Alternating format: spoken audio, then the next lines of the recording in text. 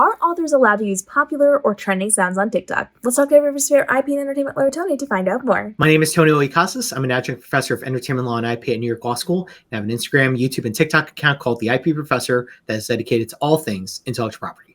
I want to talk about authors and using popular or trending music on TikTok. If authors have an account that is dedicated to their author life, to their books, to selling their books, to getting readers and communicating with them, can they then use popular or trending music like Taylor Swift or Beyonce or Dua Lipa in the content they are creating legally, Tony? So the answer is probably going to be no. And that boils down to the core of how they're using the song. So, if let's say you're promoting a book that you're selling, that you just wrote, or a series that you've just finished, you don't realize that every single time that you're showing your book cover and you're encouraging people to read it, that means you're encouraging the sale of your book. By using commercial music, that is no different than if a major retail store like Macy's or JCPenney decided to have a major, popular song, let's say from, like you mentioned, Beyonce or Dua Lipa, in the background while you show product, price tag, people, person wearing it, product, price tag, person wearing the product, price tag, product, person wearing it. It's the same static, scenario. It's always some type of, essentially the essence of a commercial is you are soliciting a transaction. And you do that by showing people, these are the products that we have available. This is the price that it's at. This is how people look in it. Why don't you come to our store and check it out? JCPenney, Macy's, whatever it is. So that is the formula for almost any single retail store, any store that is in the business of selling a product or a service. How is that any different for an author where they're saying, if you like Harry Potter, you're definitely going to love my book series. My book is about blah, blah, blah, blah, blah, blah. You can check it out on Amazon, KDP. You can check it out on Barnes & Noble or anywhere you buy your books.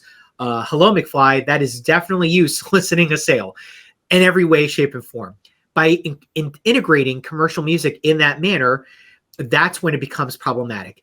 And for any authors out there, just remember your access to the music library is likely, it varies among accounts, but if you have access to commercial music like, Dua Lipa, like Miley Cyrus, like Beyonce, like all these other artists out there, the reason is because you have a personal account, a personal TikTok, a personal Instagram account. And the trick there, the catchphrase there is personal. That means if you want to use commercial music, you have to use that music in a personal manner. So for example, I went to get my nails done. Check it out. You do the nail posture. I know I've seen too many nail pics, so I know how it looks. And then it's a photo. And let's say you've got, Into the Woods. I'm not going to sing a Taylor Swift song, but like you got a Taylor Swift song in the background. That's fine. Show the nails. Everyone wants to see how good the nails look, right? With commercial song, totally good. It's all fine. It becomes a totally different ball game, a totally different narrative when you start using that song to promote the sale of your book or your series, because now it is no different than an ad campaign that is being done by a specific brand, by a specific retail store or franchise, whatever it is. So if you ever plan on using music to promote the sale of your book, that's fine. Use royalty-free music. That is totally okay. The whole premise of royalty-free music is that it already has those integrated rights to use it in a commercial or promotional manner. That's fine. But if you want to use commercial music, now you have the extra burden of going to the music publisher and label, or plural, music publishers and labels, to get permission to use the underlying musical composition, the actual sheet music, the actual lyrics of a song, and you need to go to the record label to get the rights to the actual sound recording, the actual song in question. That's going to be pretty costly because you probably have to do a most favored nations type of payment. So basically you're paying the equivalent license fee to the music publisher and the record label. So if record label X wants $5,000, likely music publisher X wants $5,000 as well. So now it adds up. Your rights are also going to drive up the cost. So that becomes very problematic.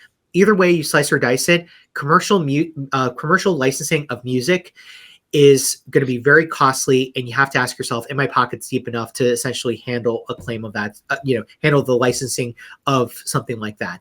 And if the answer is no, if you don't have the budget for it, evade it at all costs.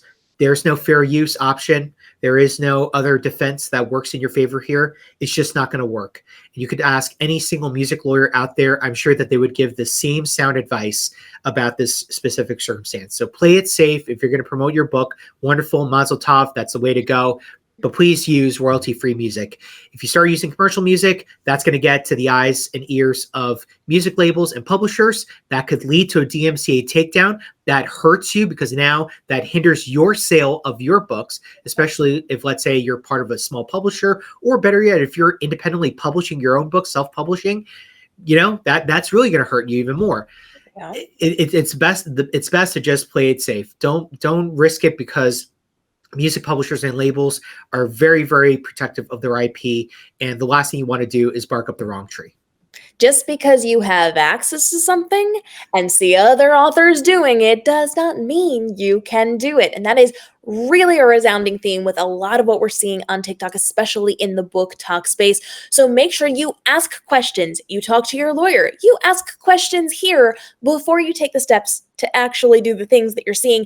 Even if it's popular, even if it's trending, even if somebody else told you to do it, you're not a lawyer, they're not a lawyer, check with the lawyer, because you do not want to have to pay those fees. That is not good, especially since we make so very little on our royalties. So if you're talking about your book, if you're showing off your book, even if you're not trying to directly sell your book, you are a representative of your book. You are marketing your book just by talking about your characters or how you wrote things or the behind the scenes. It is all marketable content that is going to potentially lead to sales to you, and you could definitely get in trouble for using that commercial use content without the proper licensure.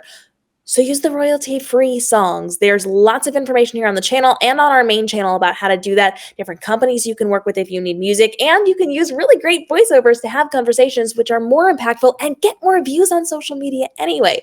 So drop your questions down below. Tony's coming back for upcoming episodes, and I'm always here to have this conversation. So now's the time to let us know what we need to be talking about and what you've seen that you're not certain about on the internet that we can clear up for you. And as always, you can reach out to Tony on his social media. Tony, where can everybody find you? You can find me on Instagram, YouTube, and TikTok at the IP Professor. You can check out my entertainment law podcast called End Scene. New episodes drop every Friday on Apple Podcasts, Spotify, or wherever you listen to podcasts. Drop your questions down below. We want to make sure we're keeping you safe and legally protected in the publishing space.